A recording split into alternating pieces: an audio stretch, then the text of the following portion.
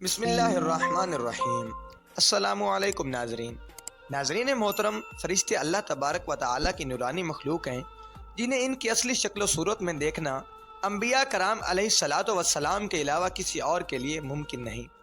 یہی وجہ ہے کہ ہمارے ارد گرد لاتعداد فرشتے اپنے کاموں میں مصروف ہیں، مگر ہمیں وہ دکھائی نہیں دیا کرتے۔ اگر وہ انسانی شکل اختیار کر کے ہمارے سامنے آئیں تو پھر دیکھنا ممکن ہے۔ انسان کی نسبت فرشتے عظیم مخلوق ہیں اور ان میں بھی چھوٹے ہیں اور بعض بڑے ہیں۔ فرشتوں میں بعض کے 2 پر ہیں اور بعض کے 600 پر موجود ہیں۔ قرآن کریم میں ارشاد پاک ہے کہ اللہ تعالیٰ ہی کے لیے تمام تعریفیں ہیں جو آسمان اور زمین کا پیدا کرنے والا ہے اور 2 3 4 پروں والے فرشتوں کا اپنا قاصد بنانے والا ہے۔ بعض روایات کے مطابق جبرائیل امین علیہ الصلاۃ والسلام کے 600 پر دیکھے گئے ہیں اور ہر پر نے آسمان کو گھیر رکھا تھا۔ ان کے پروں سے مختلف رنگ اور قیمتی موتی بکھر رہے تھے۔ وہ فرشتے جنہوں نے عرش اٹھا رکھا ہے، ان کے قد و قامت کے بارے میں سیدنا انس رضی اللہ تعالی عنہ سے مروی ہے کہ حضور علیہ الصلاۃ والسلام نے ارشاد فرمایا، عرش کو اٹھانے والے فرشتوں میں سے ایک فرشتے کے بارے میں مجھے یہ بتانے کی اجازت دی گئی ہے جس کے پاؤں سب سے نچلی 7ویں زمین میں ہیں اور اس کے کندھوں پر عرش ہے۔ اس کے دونوں کانوں اور کندھوں کے درمیان اتنی دوری ہے کہ اسے طے کرنے کے لیے پرندے کو 700 سال کی پرواز چاہیے۔ وہ فرشتہ کہتا ہے، یا اللہ تو پاک ہے جہاں بھی ہے اور جہاں بھی ہو۔ اللہ تبارک و تعالیٰ نے فرشتوں میں شادی بیاہ کی حاجت نہیں رکھی، اسی طرح انہیں کھانے پینے سے بھی بے نیاز کر دیا ہے۔ اس کی وضاحت قرآن مجید میں مذکور سیدنا ابراہیم علیہ الصلاۃ والسلام کے اس واقعے سے ہوتی ہے جس میں ہے کہ ابراہیم علیہ السلام کے پاس فرشتے آئے تو آپ علیہ السلام ان کے لیے فوراً گوشت لے کر آئے، مگر انہوں نے اسے تناول نہیں کیا۔ اللہ تبارک و تعالیٰ نے فرشتوں کو بیماری، سستی، کاہلی، دکھ، تکلیف، تھکاوٹ اور اکتاہٹ وغیرہ سے محفوظ کر رکھا ہے۔ وہ دن رات فقط اللہ تبارک و تعالیٰ کی اطاعت میں اپنے کاموں میں مصروف رہتے ہیں۔ قرآن مجید میں بیان ہوا ہے کہ آسمانوں اور زمین میں جو کچھ ہے اسی اللہ کا ہے، اور جتنے اس کے پاس فرشتے ہیں وہ اس کی عبادت سے نہ سرکشی کرتے ہیں اور نہ تھکتے ہیں۔ وہ دن رات اللہ تبارک و تعالیٰ کی تسبیح بیان کرتے ہیں اور ذرا سی بھی سستی نہیں کیا کرتے۔ فرشتے تقریباً عام طور پر آسمانوں میں رہتے ہیں جو صرف اللہ کے حکم سے مختلف کاموں کے لیے زمین پر اترتے رہتے ہیں اور پھر واپس آسمان پر چلے جاتے ہیں۔ قرآن مجید میں ایک اور مقام پر خود فرشتوں کی یہ بات مذکور ہے، ہم تیرے رب کے حکم کے بغیر نہیں اترتے۔ فرشتوں کی تعداد کتنی ہے اور اس کے بارے میں کوئی تفصیل نہیں ملتی، کیونکہ اللہ تبارک و تعالیٰ کا فرمان ہے، تیرے رب کے لشکروں کو اس کے سوا کوئی نہیں جانتا۔ بعض احادیث سے معلوم ہوتا ہے کہ فرشتوں کی تعداد بہت زیادہ ہے، بلکہ اندازہ ہوتا ہے کہ انسانوں اور جنوں سے بھی ان کی تعداد زیادہ ہے۔ سیدنا ابو ذر رضی اللہ تعالی عنہ سے مروی ہے کہ اللہ کے رسول صلی اللہ علیہ وآلہ وسلم نے فرمایا، آسمانوں میں کہیں 4 انگلیاں جگہ بھی ایسی نہیں جہاں کوئی نہ کوئی فرشتہ سجدہ ریز نہ ہو۔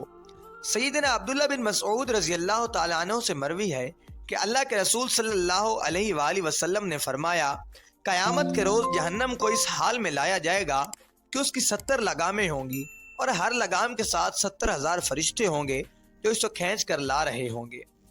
فرشتوں کی ایک اہم خاصیت یہ بھی ہے کہ وہ اللہ تبارک و تعالیٰ کے حکم سے اپنی شکل و صورت کے علاوہ کوئی اور صورت بھی اختیار کر سکتے ہیں۔ یہ صورت کسی ایسے انسان کی بھی ہو سکتی ہے جسے دیکھنے والا پہچان لے۔ انسانوں کے علاوہ کسی اور جاندار کی صورت اختیار کرنے کی فرشتوں کو طاقت ہے یا نہیں، اس کے بارے میں قرآن و سنت میں کوئی صراحت یا ذکر نہیں ملتا۔ البتہ ان کی انسانی شکل اختیار کرنے کے واقعات ضرور ملتے ہیں جن سے یہ اندازہ ہوتا ہے کہ فرشتے اللہ تبارک و تعالیٰ کے حکم سے دیگر شکلیں بھی اختیار کر سکتے ہیں۔ سیدنا ابراہیم علیہ الصلاۃ والسلام کے پاس فرشتے انسانی شکل میں آئے اور ابراہیم علیہ السلام ان فرشتوں کو پہچان نہ پائے۔ پھر فرشتوں نے بتانے پر آپ علیہ الصلاۃ والسلام کو معلوم ہوا کہ یہ انسان نہیں بلکہ فرشتے ہیں۔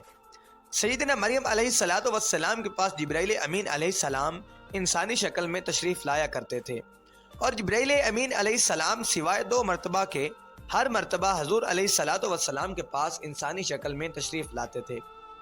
اللہ تعالیٰ نے فرشتوں کو انسانوں اور جنوں سے کئی گنا زیادہ قوت و طاقت عطا کر رکھی ہے۔ حضور علیہ الصلوۃ والسلام نے جب طائف کے مقام پر وہاں کے لوگوں کو اسلام کی دعوت پیش کی تو آپ صلی اللہ علیہ وآلہ وسلم پر وہاں کے لوگوں نے ظلم و جبر کی انتہا کر دی اور حضور نبی کریم صلی اللہ علیہ وآلہ وسلم کو لہو لہان کر دیا۔ تو اس مقام پر سیدنا جبرائیل امین علیہ السلام تشریف لائے، آواز دی اور کہا کہ اللہ تبارک و تعالی حضور نبی کریم صلی اللہ علیہ وآلہ وسلم کے بارے میں آپ کی قوم کی باتیں سن چکا ہے، جو انہوں نے آپ کے خلاف اقدام کیا وہ بھی دیکھ چکا ہے۔ آپ کے پاس اللہ تعالیٰ نے پہاڑوں کا فرشتہ بھیجا ہے، آپ ان لوگوں کے بارے میں جو چاہیں اس فرشتے کو حکم دیں۔ اس کے بعد پہاڑوں کا فرشتہ مخاطب ہوا، اس نے حضور نبی کریم صلی اللہ علیہ وآلہ وسلم کو سلام کیا، پھر عرض کیا کہ اے اللہ کے رسول، آپ جو حکم دیں گے میں اس کی تعمیل کروں گا، اگر آپ چاہیں تو میں دونوں طرف کے پہاڑوں کو ان پر لا کر ملا دوں جن سے یہ پس جائیں گے۔ اسی طرح جبرائیل امین علیہ السلام کی قوت و طاقت کے بارے میں قرآن مجید میں ارشاد ہے، انہیں حضور نبی کریم صلی اللہ علیہ وآلہ وسلم کو زبردست طاقت والے فرشتے نے سکھایا ہے جو زور آور ہے۔ فرشتے اپنے ہر کام میں نظم و ضبط کی پابندی کیا کرتے ہیں، اس میں کسی قسم کی کمی بیشی یا سستی اور کالی وغیرہ کا مظاہرہ نہیں۔ ان فرشتوں کی جب اور جہاں ڈیوٹی شروع ہوتی ہے تو اس وقت وہاں پہنچ جایا کرتے ہیں اور اسے احسن طریقے سے سر انجام دیتے ہیں۔ جس طرح انسانوں کی پیدائش اور موت کے مختلف مراحل ہوتے ہیں، فرشتوں کے لیے یہ مراحل نہیں ہیں، یعنی دنیا میں نئے انسان پیدا ہوتے ہیں اور پہلے انسان فوت ہوتے رہتے ہیں، لیکن برعکس جب اللہ تبارک و تعالی نے فرشتوں کو پیدا کیا ہے تب سے وہ زندہ ہیں اور قیامت قائم ہونے تک جب تک اللہ پاک چاہیں گے وہ زندہ رہیں گے۔ تب تک اللہ تبارک و تعالیٰ کی طرف سے انہیں جو ذمہ داریاں دی گئی ہیں انہیں آسان طریقے سے وہ پورا کرتے رہیں گے، لیکن جب قیامت آئے گی تو یہ فرشتے بھی موت سے دوچار ہوں گے۔ پھر ایک ایسا وقت آئے گا جب کائنات میں اللہ کے علاوہ کوئی چیز زندہ نہ رہے گی۔ اسی صورتحال کو قرآن مجید میں اس طرح بیان کیا گیا ہے، زمین پر جو ہیں سب فنا ہونے والے ہیں، صرف تیرے رب کی ذات جو عظمت اور عزت والی ہے وہی باقی رہ جائے گی۔ اسی طرح ایک اور مقام پر ارشاد ہوا ہے کہ کل نفس ذائقۃ الموت، کہ ہر نفس کو موت کا ذائقہ چکھنا ہے۔ سامعین کرام، رب کریم سے دعا ہے کہ اللہ تبارک و تعالی ہمیں اپنا شکر گزار بندہ بنائے اور ایمان کامل عطا فرمائے اور ایمان پر موت نصیب عطا فرمائے۔ ناظرین محترم، اگر ابھی تک آپ نے ہمارے چینل یادگار واقعات کو سبسکرائب نہیں کیا تو ابھی سبسکرائب کر دیں تاکہ ہر نئی آنے والی ویڈیو سب سے پہلے آپ تک پہنچ سکے۔